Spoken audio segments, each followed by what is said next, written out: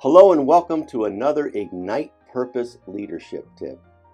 I hope these tips are challenging you to live, love, and lead like Jesus, and you actually started by doing the self-fast last week.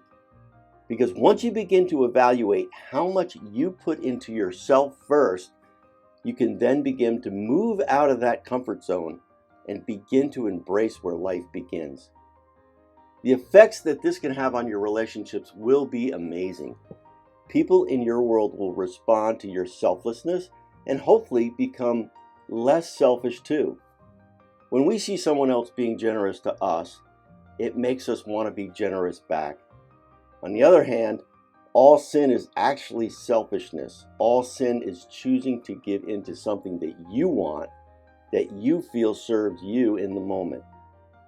Striving to live out our comfort zone is completely natural, which we all have rooted in us, but as Christians, we are called to follow in Jesus' footsteps, to live our lives as He lived His by overcoming sin. God didn't make us to be trapped by our tendencies and comforts with no way out.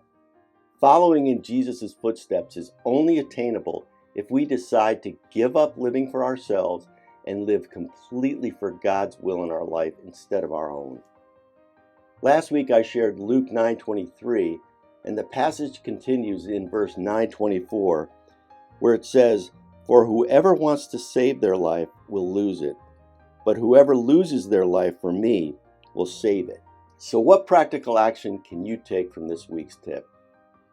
If we really decide to obey the Bible and follow the passage I just read, we need to take up our own cross daily and put to death our own sinful desires in all situations.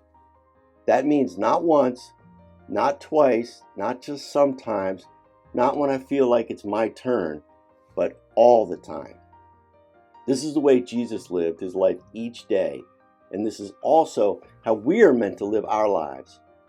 When we give up our life for God, our own opinions, desires, the sinful tendencies in our flesh, we get the most rewarding, happy, and fulfilling life possible here on earth.